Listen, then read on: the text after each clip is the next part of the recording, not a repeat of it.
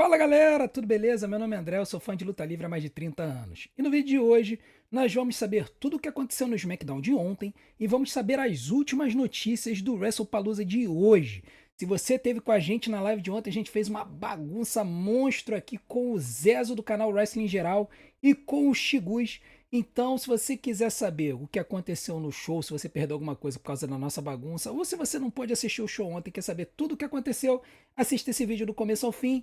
E no final nós vamos falar como é que estão as odds para o WrestlePalooza, se você quiser saber quem serão os prováveis vencedores. A gente não indica casa de apostas, mas isso pode indicar um spoilerzinho, às vezes as pessoas têm interesse nisso, então no final do vídeo a gente vai falar sobre essas odds. Mas antes, não deixa de fazer tudo aquilo que a gente pede para ajudar o nosso canal. Deixe seu like, se inscreva no canal, ative o sininho para receber as notificações dos nossos próximos vídeos e não deixe de assistir e maratonar os nossos conteúdos para que o YouTube continue a divulgar o nosso canal, beleza? Então, vamos que vamos para mais um Friday Night SmackDown, que começou com o nosso digníssimo Brock Lesnar vindo pro ringue, né?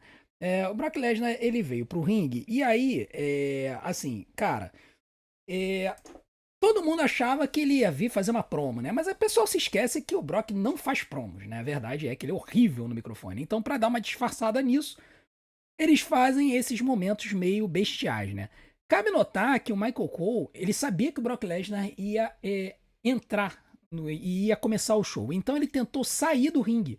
Só que ele tentou sair da área do ringue antes do Brock Lesnar aparecer. Só que o Brock apareceu e aí o Michael Cole ficou desesperado e o Brock simplesmente resolveu carregar o Michael Cole para dentro do ringue, né? Ele carregou o Michael Cole para dentro do ringue, chegou a colocar ele sentado nas cordas. O Michael até tomou um tombo meio esquisito para dentro do ringue. Depois o Brock começou a pegar o Michael Cole pela gravata. E aí, quando ele estava assim, prestes a atacar o Michael, o Corey Graves apareceu para defender. E aí, quando o Corey apareceu para defender, o Brock Lesnar não quis nem saber. Pegou o Corey Graves e mandou um F5 monstruoso no Corey. Lembrando que o Corey Graves é um ex-lutador da WWE. Ele lutou na NXT durante um tempo, chegou a ser campeão de duplas da NXT, porém ele acabou tendo problemas de concussão. Né? Ele teve problemas de concussão, acabou se aposentando, começando a comentar os shows primeiro no NXT e depois no main roster. E muita gente ficou se perguntando o que poderia ter acontecido e tudo mais, porque ele fala muito bem. Então, assim, surpreendeu o fato do Corey Graves tomar um bump deste tamanho, porque olha a altura que o cara tomou o bump do F5, né? Então chamou a atenção. Não sei se tem algo por trás disso, mas o fato é que depois de ele tomar esse bump, o Brock Lesnar veio, destruiu tudo, destruiu lá o stand do Prime, não sei o que, voltou pro ringue e mandou outro F5 pra cima do Corey Graves, botando ele aniquilado no chão.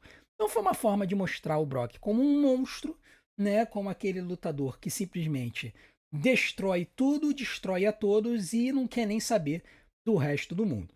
Foi bem interessante a forma como eles apresentaram o Brock, né? E aí mostrou ele como um rival, assim, bem plausível para o John Cena na luta de hoje. Depois disso a gente foi pro backstage e aí o Brock Lesnar tava andando no backstage e deu de cara com o Paul Heyman. Aí a galera já foi a loucura, né? Pra quem não sabe, o Paul Heyman, ele foi o advogado do Brock Lesnar durante muito tempo, desde a sua estreia, né? Quando o Brock Lesnar estreou na WWE, estreou com o Paul Heyman como seu manager. E aí, cara, é aquele negócio, né? O público ficou ensandecido, né? O público vibrou e tal. O Paul Heyman deu um tapinha no peito do Paul Heyman, chegou a dar a mão assim pro Paul apertar, mas o Paul não apertou, ele ficou nessa posição. Os Brombrons estavam atrás do Paul Heyman para protegê-lo. O Nick Aldis então apareceu, né, falou, olha, não quero confusão aqui. O Brock Lesnar acabou indo embora por aquela portinha que tá ali atrás, nessa portinha aqui. E aí o Nick Aldis foi falar com o Paul Heyman. Afinal de contas, o Paul Heyman e os Brombrons não são dos SmackDown, eles são do Raw, né? E aí o Nick Aldis fala, olha, essa noite eu quero conseguir a assinatura do contrato da luta do Cody Rhodes e do McIntyre e eu não preciso de problemas aqui no show. E aí o Paul Heyman, ele chega e fala, olha, eu não tô aqui para causar confusão com essa luta, eu tô aqui para saber onde estão os Usos. E o Nick fala, olha, os Usos não estão aqui, já estão em Indianápolis. E aí o Paul Heyman chega, dá uma puxada no saco do Nick Aldis, fala que ele é o melhor GM de todos os tempos. né? E aí ele diz que ele vai apenas aproveitar o show, por conta disso, vai caçar um lugar para ficar e ele vai embora deixando o Nick Aldis meio tenso, né? Mas a gente sabe que Paul Heyman, como um bom heel, ele mente, então a gente vai ver depois a aparição dele no show.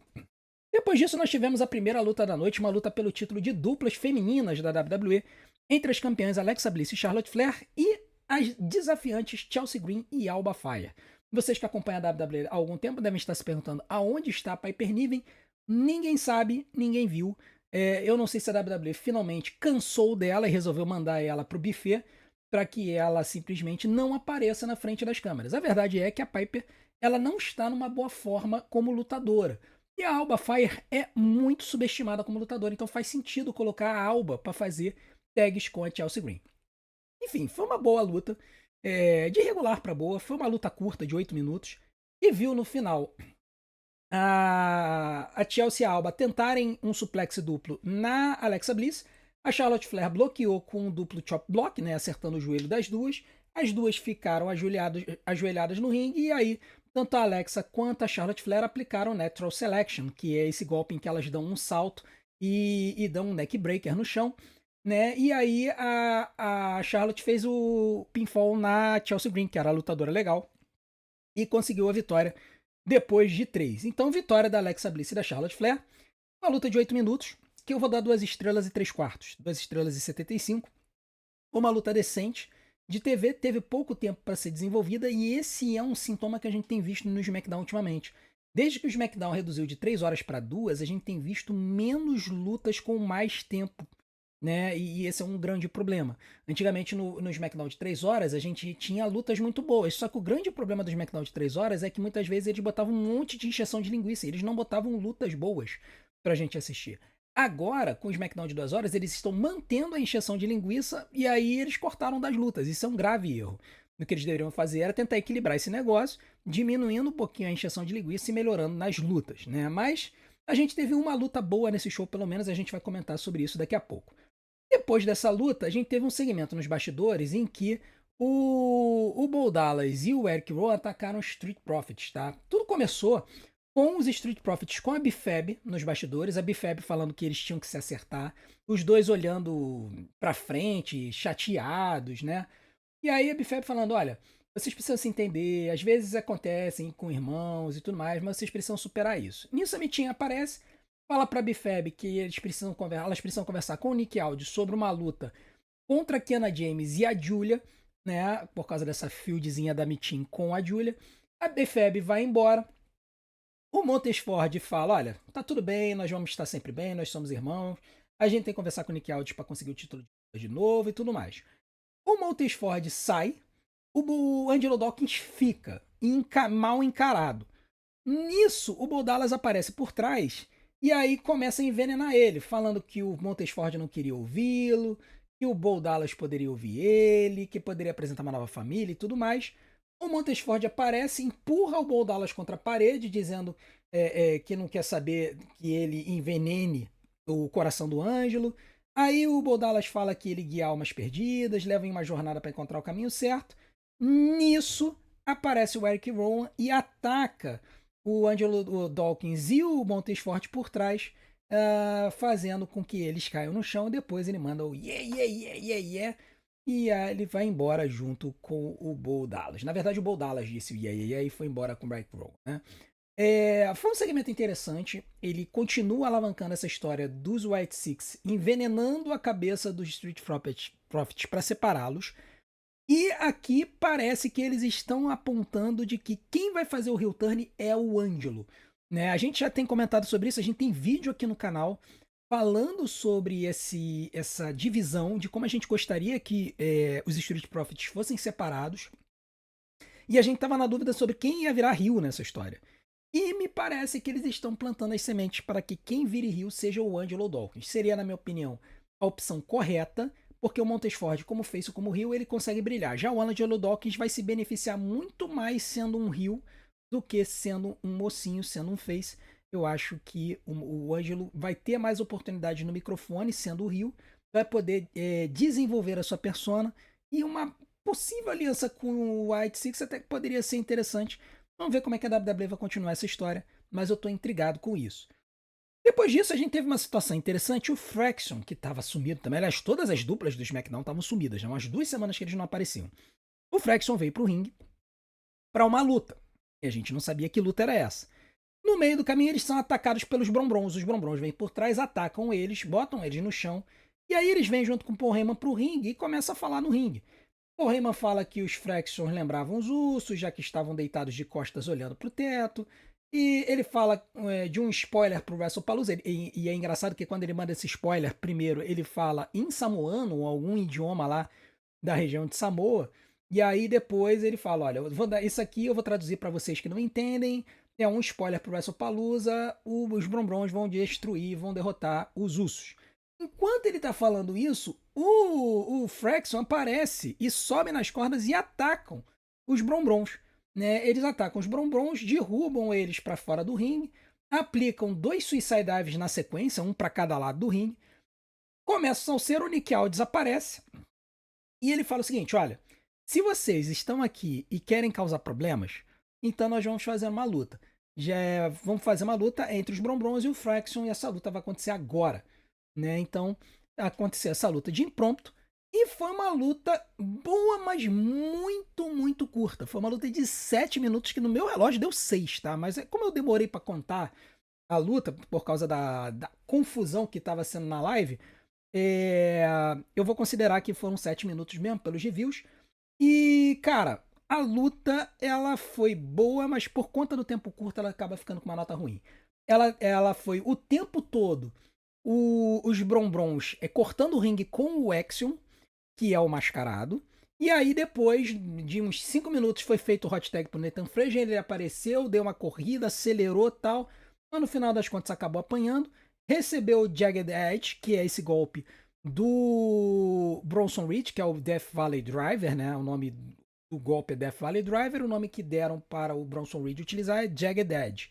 E aí, ele foi subir para aplicar o tsunami no Nathan Frazier. O Axiom tentou impedir e engoliu um spear cabuloso do Bron Breakker, né? Ele pulou e aí engoliu um spear monstruoso do Bron Breakker e logo depois o Bronson Reed aplicou o tsunami, que é um golpe que ele não estava usando nas últimas semanas, estavam protegendo esse golpe. E aí nós tivemos a vitória dos Brombrons, do Bronson Reed e do Bron Breakker, numa luta de 7 minutos que eu também dou 2 estrelas e 75. Durante a live eu dei 2 estrelas e meia, mas eu vou dar 2 estrelas e 75, 2 estrelas e 3 quartos, porque ela foi boa. O tempo é que limitou a luta e a qualidade da luta. Depois da luta, eles pediram, continuaram no ringue, pediram para os Usos aparecerem, mas os Usos apareceram em vídeo em Indianápolis, fizeram uma promo rápida, onde disseram que eles não deveriam engasgar como os Knicks, né, os Usos, os Division, né, os Brombrons não deveriam engasgar como os Knicks, lembrando o gesto do Tyrese Haliburton do Indiana Pacers nos playoffs da NBA contra o New York Knicks há alguns anos atrás, que ele fez aquele gesto de que você engasgou, né, ou seja, de que você não conseguiu completar o tempo, não conseguiu completar o resultado quando você estava num momento importante na carreira. E aí eles dizem que são a melhor dupla e que vão trancar os Brombrons na penitenciária dos Usos, como a defesa do Niners faz com os adversários. E isso já me faz ser fã do Jey Uso, porque se Jey Uso é fã do San Francisco 49ers, meu time de coração da NFL, então eu passo a ser fã do Jey Uso. Eu não quero nem saber, não dou a mínima para vocês que são haters do Jey Uso. Depois disso, a gente tem um segmentozinho da Nia Jax no ringue, aonde ela relembra o ataque a Tiffany Stratton e a Jade Cargill após a luta da semana passada, né? Ela diz que ela é a maior lutadora da companhia. É uma vergonha outras mulheres se chamarem de alpha female, ou seja, de mulher alfa, fêmea alfa, e ela é a verdadeira fêmea alfa da companhia. Ela zomba da Tiffany Stratton, fazendo a vozinha da Tiffany, né? Falando It's TV time, TV time, TV time. Cara, lembrou muito a Charlotte Flair na promo dela antes da WrestleMania, né? E aí parece que resolveram abraçar essa história que a Tiffany tem uma voz meio irritadiça, né? Depois ela disse que a Jade Cargill é bonita, mas não tem habilidade no ringue e que vai sempre ser destruída por ela. Ela fala que ela gostaria de trocar de lugares com a Jade, tendo a beleza e a forma física da Jade, mas que a Jade gostaria de trocar de lugares com a Naya por causa da qualidade no ringue da Naya, né? E aí é meio engraçado porque a Naya não é essas coisas no ringue, mas realmente ela dá voltas na Jade Cargill no ringue. E aí ela diz que ela pode aniquilar qualquer uma a qualquer momento e isso acaba fazendo com que a Tiffany Stratton venha pro ringue. Ela vem pro ringue com o campeonato feminino da WWE, diz pro público tá cansado da Nia Jax, que ninguém quer ver ela perto do título e que a Jade Cargill não é uma heroína que vem com uma capa e tudo mais, que a única campeã legítima é a Tiffany Stratton. Ela tenta ir pro ringue para atacar a Nia Jax, ela é contida por árbitros e seguranças. Nisso toca a música da Jade Cargill, ela vem pro ringue, ataca alguns seguranças, ela é contida também. E aí, meu irmão, começa o salseiro, né? Começa o salseiro, e aí a gente já ficou imaginando, bom, a sexta luta do WrestlePalooza vai ser marcada agora, né? A sexta luta vai ser marcada agora, a Triple Threat vai acontecer entre Jade Cargill, Nia Jax e Tiffany Stratton no WrestlePalooza. Nick Aldis vem pra arena e ele fala, a luta vai acontecer no SmackDown da semana que vem. E aí o pessoal ficou sem entender, principalmente quem viu esta camisa aqui. Essa é a camisa oficial do WrestlePalooza. E olha o que está na camisa oficial do WrestlePalooza. Prestem atenção. Campeonato de Triple Threat entre Tiffany Stratton, Jade Cargill e Nia Jax. Gente, isso estava na camisa. As pessoas que forem para a arena hoje comprar a camisa do WrestlePalooza vão ter esta luta na camisa. Presta atenção. Ninguém entendeu nada, já começou uma especulação monstro na internet do que aconteceu. Tem gente se perguntando se tem gente que ficou contundido. Não faz muito sentido. Tem gente se perguntando se a Tiffany não foi liberada porque ela tomou uma concussão na semana passada, justamente quando ela foi atacada pela Nia Jax, por isso que ela perdeu o show do NXT. Ela ia lutar no NXT, acabou não lutando. Então, assim, cara, o que tá vindo da gringa é que, na verdade, a WWE não quis colocar essa luta porque não quis deixar o card com muito star power. E aí não dá pra entender, né? Porque se você tem um card com Cody Rhodes e Drew McIntyre, um card com John Cena e Brock Lesnar, e um card com a volta da AJ Lee, e com Stephanie Vakari e Io Sky pelo título feminino, por que não botar essa luta? Não faz o menor sentido. Realmente a WWE às vezes é muito paradoxal. Essa luta cabia no card do WrestlePalooza, seriam 6 lutas, dá tempo para fazer 6 lutas. Sem isso, meu amigo, eu espero que essas 5 lutas que tenham no card tenham cada uma 20 minutos de duração e cada uma delas seja 4 estrelas, porque na minha cabeça não faz sentido o que a WWE resolveu fazer. Depois disso, nós tivemos no SmackDown uma luta entre Carmelo Hayes e o Sami Zayn. E vocês devem estar estranhando essa imagem do The Miz na mesa dos comentaristas. É que depois que o Corey Graves foi atacado, o The Miz resolveu vir pro ringue e assumir o lugar do Corey. E vou falar uma coisa pra vocês, ele foi bem nos comentários, tá? O pouco tempo que eu ouvi o The Miz nos comentários, eu tentei prestar atenção nele, mas a live tava uma zona nesse momento. Ele foi bem nos comentários, mesmo antes do Carmelo Reis entrar. Quando o Carmelo Reis entrou, aí ele ligou o modo Rio Miz, né, até a 10ª potência e ficou torcendo pelo Carmelo o tempo todo na luta. A luta foi muito boa. Essa luta eles deram 16 minutos de duração e ela foi muito boa. E é o que a gente sempre espera de uma luta do US Open Challenge entre o Sami Zayn e qualquer pessoa. E o Carmelo Reis é perfeito para casar a luta com o Sami Zayn porque ele é um cara voador e ágil. E o Sami Zayn, como sendo um cara voador e ágil, apesar de não ser um lutador, isso acaba fazendo com que a luta tenha muitos movimentos de grande amplitude e seja muito legal de ver. E foi muito boa. No final das contas, veio uma surpresa, tá? Que foi a vitória do Sami Zayn limpo. Eu achava que o The Miz iria atrapalhar a luta, mas o Sami Zayn ganhou do Carmelo Reis limpo com um Blue Thunder Bomb. E é uma coisa muito rara de acontecer. É muito raro do Sami Zayn ganhar do adversário com um Blue Thunder Bomb. Tanto é que o público não reagiu. E a gente tem comentado isso já tem algum tempo. Inclusive o Zezo parece que fez um vídeo sobre isso também. De que os finishers da WWE estão perdendo impacto. Então eles deveriam, alguns lutadores, utilizar alguns golpes de setup como finalizadores de forma a que os finalizadores mesmo deles tenham mais impacto. E aí, o Blue Thunder Bomb, ele é um golpe que eu acho muito bonito e que tem toda a verossimilhança para um golpe de finalização. Só que os comentaristas sempre vendem esse golpe como sendo espetacular e tudo mais. Só que o Sami Zayn simplesmente nunca ganha as lutas com esse golpe. Na verdade, nesse ano todo, eu me lembro de uma luta que o Sami Zayn ganhou com o Blue Thunder Bomb. Não me pergunte qual, mas eu lembro que o Sami Zayn ganhou uma luta com o Blue Thunder Bomb esse ano. Essa é a segunda. Então, assim, foi surpreendente, ficou assim, meio que deixou o final meio pra baixo, né? Porque o pessoal ficou esperando o Helluva Kick. No final das contas, eu dou 3 estrelas e 3 quartos pra essa luta. Eu achei uma luta muito boa e dá o sentido pro US Open Challenge do Sami Zayn. É ele vir toda semana e arrebentar no ringue e no processo elevar alguém e mostrar que alguém do roster tem qualidade pra lutar. E eles fizeram isso com o Carmelo Reis, eles estão fazendo com que o Carmelo Reis ganhe muito cartaz. Ele saiu bem nessa derrota. E assim, a luta contra o Rey Fênix foi melhor? Foi. A luta contra o John Cena foi espetacular? Foi. Mas essa luta também foi muito boa. E faz a gente esperar pela próxima. A gente vai ter que esperar até semana que vem para ver qual vai ser o próximo a lutar contra o Sami Zayn nesse US Open Challenge.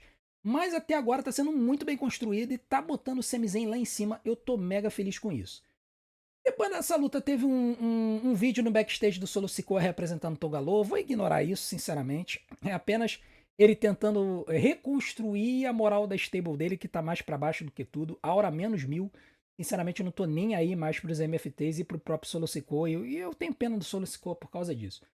E o Jacob Fatu, nada. Nowhere to be seen. Ninguém sabe onde ele tá. Não sei se ele tirou umas férias. Não sabemos o que aconteceu com o Jacob. Para terminar o show, nós tivemos a assinatura de contrato entre o Drew McIntyre e o Cody Rhodes. É uma coisa rara de se ver um show terminando com assinatura de contrato. Se não me engano, o último que aconteceu esse ano foi a assinatura do contrato da Triple Threat na WrestleMania Noite 1 entre o CM Punk, o Seth Rollins e o Roman Reigns. Tá?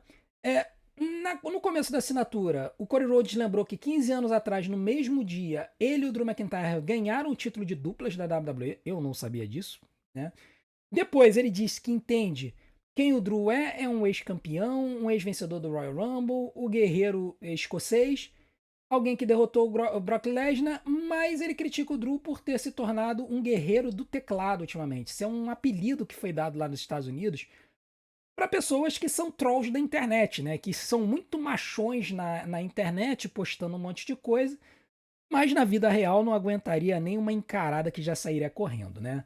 E aí ele chega e manda o Drew McIntyre postar alguma coisa nas redes sociais. Cara, o Drew puxa o celular e ele posta. Ele bota lá no X, thank you, Cody. Obrigado, Cody.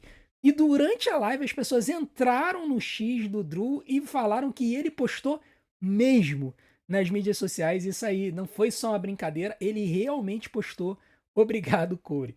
E aí ele fala, olha, eu tô te agradecendo porque eu só queria uma oportunidade legítima e justa pelo campeonato da WWE. E eu sei que contigo eu vou ter isso. Por quê?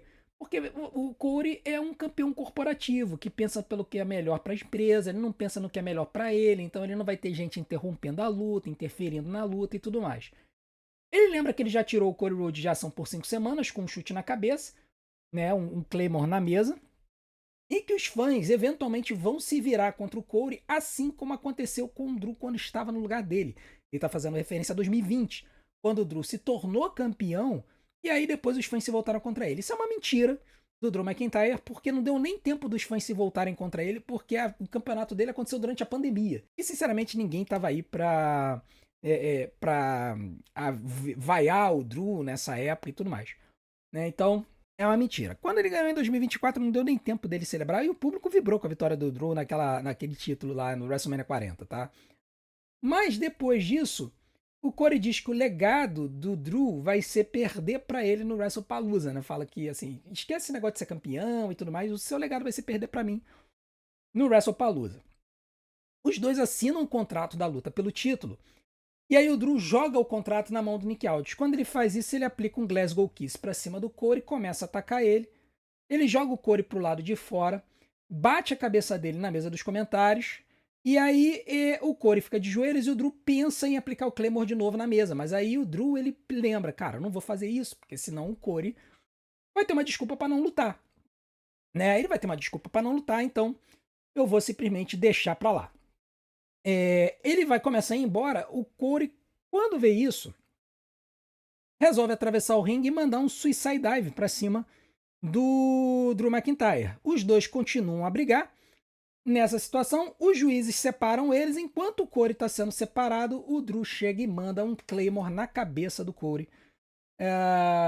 Isso faz o Corey cair no chão. O Drew aproveita e vai dar um pisão na cabeça do Corey, quase como um stomp. E ele chega e fala: ó, durma com esse título porque essa é a última noite que você vai tê-lo por muito tempo. Então, isso acaba com o show. O show termina aqui. O Drew sai por cima. O que significa?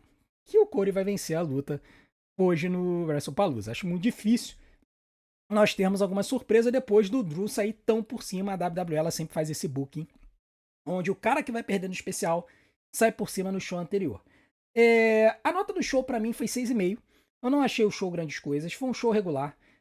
Teve um período no show em que eles mostraram uma vinheta contando a história do John Cena e do Brock Lesnar na WWE. Eles já tinham feito isso no Monday Night Raw. Agora eles fizeram a segunda parte do vídeo. Foi um vídeo legal, mas eu não prestei muita atenção, sinceramente. A verdade é que a WWE poupou esforços nesse show para guardar coisas pro WrestlePalooza, tá? Essa que é a verdade. O Triple H prometeu surpresas. Tá? Em uma entrevista ele disse que iriam ter surpresas nesse WrestlePalooza. A gente vai ter que esperar para ver se vão ter surpresas mesmo. Se ele vai cumprir com isso. Se tiver surpresa, meu amigo, a gente vai ter que ver. Por quê? Porque o card do WrestlePalooza, ele tá muito enviesado nas odds, tá? E a gente vai comentar sobre isso agora. Para quem não viu o vídeo no canal do Zezo, onde eu dei as minhas previsões para o show, eu vou colocar as previsões aqui agora rapidinho e vou falar das odds hoje, para dizer se eu estou indo a favor das odds ou contra as odds, tá?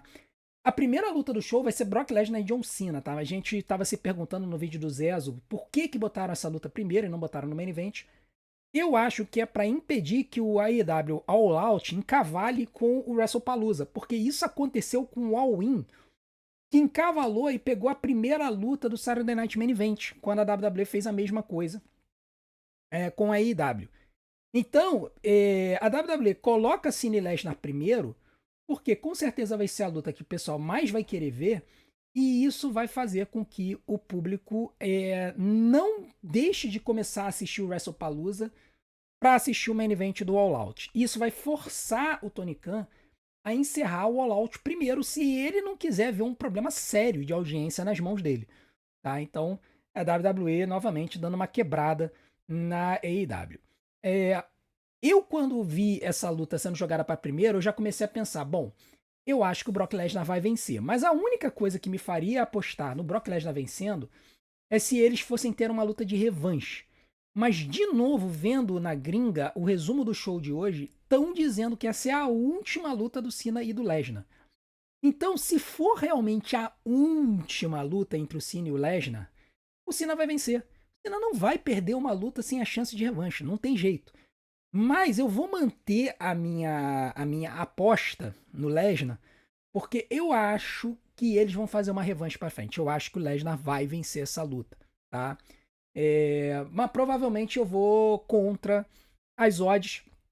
Na verdade, o que a gente está vendo é que as odds estão majoritariamente a favor do Cena. Majoritariamente não, totalmente a favor do Cena. Eu vi duas casas de apostas da gringa, não me pergunte quais são, porque eu não acredito em apostas, eu não acho que vocês deveriam apostar. Eu apenas uso elas para ter um cheiro do que está acontecendo, o que pode acontecer no show. Em uma casa de apostas, o Cena está com 1,33, ou seja, está pagando 1,33 para cada dólar apostado, enquanto que o Lesnar está pagando 3,75. Já a segunda casa, o Cena está pagando 1,36, enquanto o Lesnar está pagando 3. Não teve encurtamento de odds, então parece que realmente o John Cena vai vencer.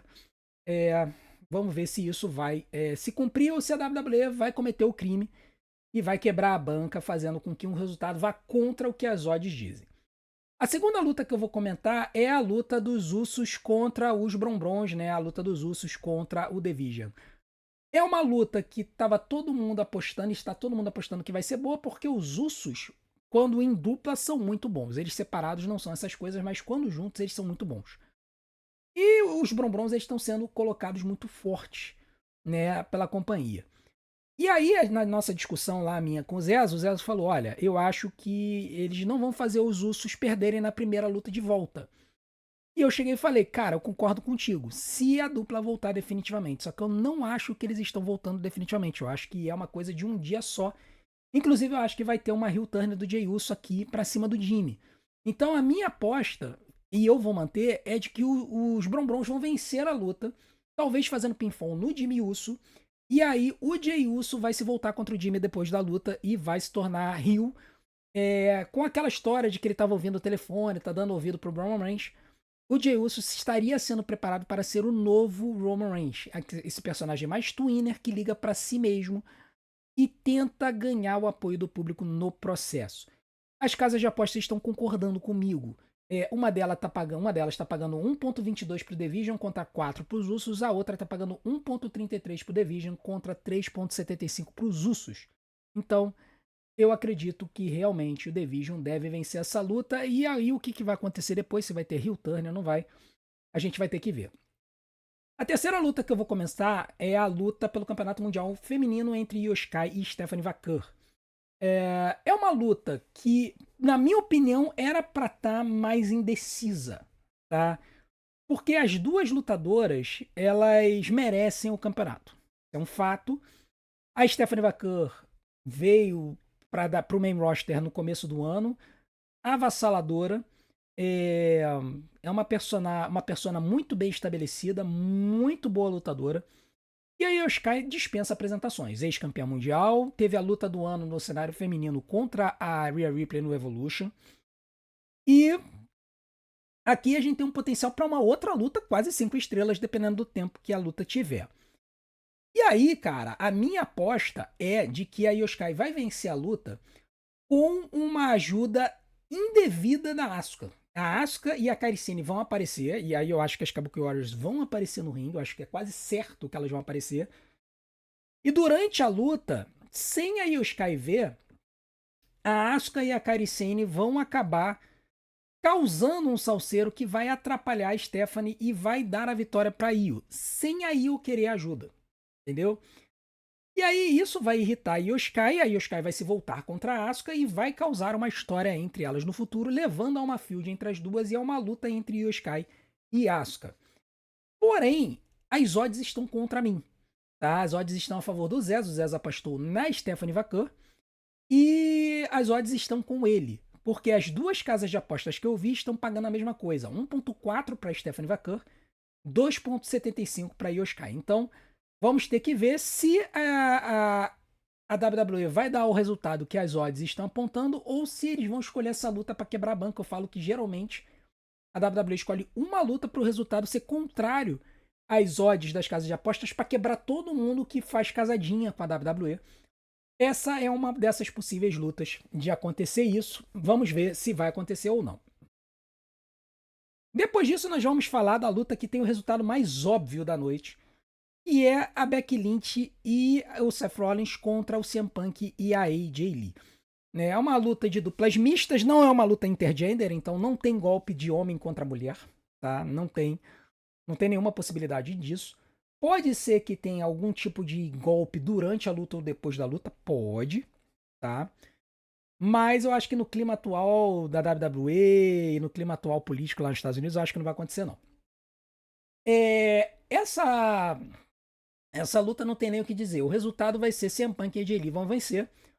E eu aposto de que a AJ Lee vai fazer o pinfall. Na verdade, não o pinfall, mas a submissão, o Black Widow, na Becky Lynch. Conquistando a vitória para a dupla. E com isso, conseguindo uma decisão contra a Becky, o que vai levar a uma luta pelo campeonato intercontinental entre as duas.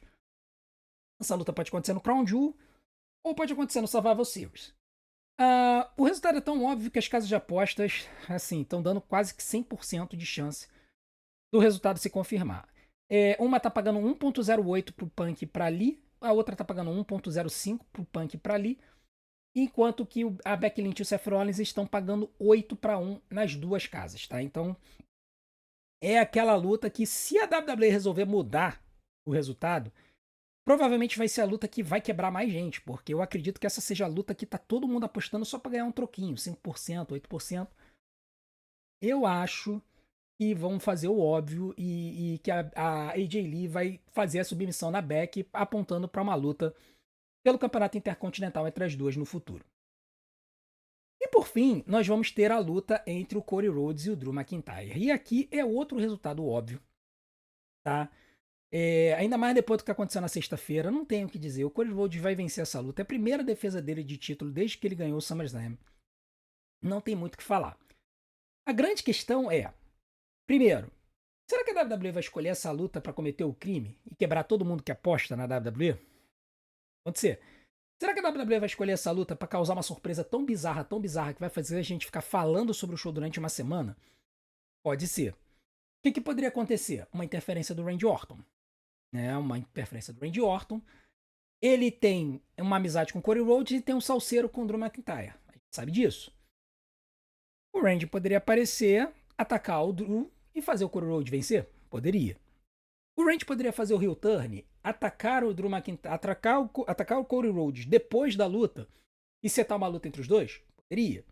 Ele poderia fazer isso durante a luta e fazer o Cody perder a luta e o Drew ganhar, fazendo com que o Drew e o Randy se enfrentem no futuro?